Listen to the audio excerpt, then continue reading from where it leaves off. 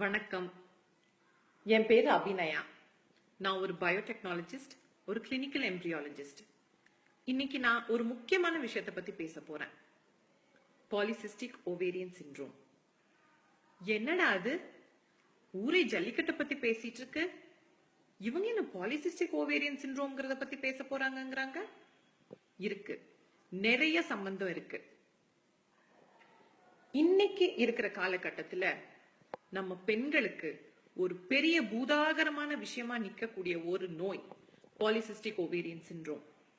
இந்த நோய்னால பலவிதமான பாதிப்புகள் இருக்கு. அதுல முக்கியமான ஒரு விஷயம் மலட்டுத்தன்மை. நமது பெண் குழந்தைகள் 5வது படிக்கையிலேயே பெரிய பெண்களா ஆகிடுறாங்க. இது எல்லாத்துக்கும் காரணம் இந்த பாலிசிஸ்டிக் ஓவேரியன் சிண்ட்ரோம் தான். வயசாச்சுன்னா இந்த பாலிசிஸ்டிக் ஓவேரியன் சிண்ட்ரோம் டயபெட்டிக்கா மாறுறதுக்கு நிறைய சான்சஸ் இருக்கு. இதெல்லாம் ஏன்? அந்த காலத்துல நம்ம நாட்டு மாட்டுப்பால் குடிச்சிட்டு வந்துட்டு இருந்தோம். இன்னைக்கு நம்ம குடிக்கிற பால் ஹார்மோன் இன்ஜெக்ஷன்ஸ் ஏத்தப்பட்ட ஜெர்சி மாட்டுல இருந்து வர பாலை தான் நம்ம குடிக்கிறோம். அந்த காலத்துல நம்ம வீட்டுல நாட்டுக்கோழி வளர்த்துட்டு வந்துட்டு இருந்தோம்.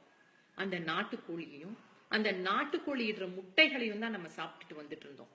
ஆனா இன்னைக்கு நம்ம சாப்பிடுற முட்டைகள் எல்லாமே பிராய்லர் கோழி முட்டைகள்.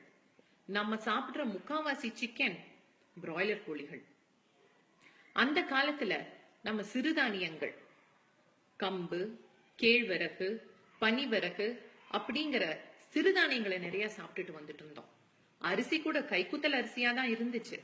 ஆனா இன்னைக்கு நம்ம சாப்பிடுற அரிசி polished rice, basmati rice, burger, pizza, இது எல்லாமே மைதா தான். இதனால சிம்பிள் கார்போஹைட்ரேட்ஸ் ரொம்ப ஜாஸ்தி ஆயிட்டே வருது. இதனால பிசிஓஸ் ஜாஸ்தியா உருவாயிட்டே வருது. Periods problem, menstruation irregularities. மென்ஸ்ட்ருவேஷனே வராது, வயசுக்கு வந்திருப்பாங்க, ஆனா 2 வருஷத்துக்கு அவங்களுக்கு மாதவிடாயே வராது. இதுக்கு எல்லாத்துக்கும் காரணம் இந்த பாலிசிஸ்டிக் ஓவேரியன் சிண்ட்ரோம். இது எல்லாத்துக்கும் காரணம் நம்ம அயல் நாட்டு பொருட்கள் மீது வைத்திருக்கிற மோகம் தான். என்னைக்கு இக்கரைக்கு அக்கறை பச்சைங்கிற அந்த நினைப்பு விட்டுட்டு நம்ம ஊர்ல கிடைக்கிற பொருட்களுக்கு நிறைய மதிப்பு கொடுக்க ஆரம்பிக்கிறோமோ, அன்னைக்கு நம்ம ஆரோக்கியம் நமக்கு திரும்ப வரும். இது எல்லாரும் ஞாபகம் வச்சுக்கோங்க. நான் ஆடு, கோழி, மாடுக்கு மட்டும் சொல்லல, நம்ம காய்கறிகளுக்கும் தான் சொல்றோம். ப்ரக்கோலியில விட்டமின் B12 இருக்குன்னு சொல்றாங்க. ஆனா அதே விட்டமின் B12 நம்ம பெரிய நெல்லிக்காயிலும் இருக்குங்கிறது எத்தனை பேருக்கு தெரியும்? ஏன் அதை நம்ம யாரும் சிந்திச்சு பார்க்க மாட்டேங்கிறோம்? ஏன் எங்கிருந்தோ விளையக்கூடிய ப்ரக்கோலிய பிரிசர்வேட்டிவ்ஸ் வச்சு யூஸ் பண்ண அந்த ப்ரக்கோலிய நம்ம சாப்பிடுறதுக்கு சந்தோஷப்பட்டு காய்கறி கடைக்கு போய் வாங்குறோம். ஆனா ரோட்டு கடையில தள்ளு வண்டியில வச்சிட்டு இருக்க பெரிய நெல்லிக்காயை வாங்குறதுக்கு அவ்வளவு நேரம் யோசிக்கிறோம்.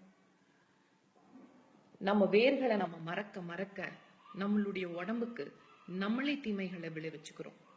நம்ம வேர்களை நம்ம நினைக்க நினைக்க, நான் கட்டாயமா சொல்றேன், நம்ம ஆரோக்கியம் நமக்கு திரும்பி வரும். அயல் நாட்டுல இருந்து வர பொருட்கள்னால சக்தி வருமா இல்லையான்னு எனக்கு தெரியல, ஆனா கட்டாயமா அதனால நமக்கு தீமைகள் நிறையவே வருங்கிறத நான் உறுதியா சொல்றேன். பெண்களே, பெண் குழந்தைகளை வச்சிருக்கிற ஒவ்வொரு தாய்மாரும் தந்தைமாரும் உங்க பெண் குழந்தைகள் நல்ல குழந்தைகளை பெறணும்னு நீங்க நினைச்சீங்கன்னா நம்ம வேர்களை மறக்காதீங்க. நம்ம ஜல்லிக்கட்டை விட்டு கொடுக்காதீங்க. நம்ம நாட்டு கோழியையும் நாட்டு மாடையும் நம்ம குழந்தைகளை போல பாதுகாக்குங்க. நன்றி.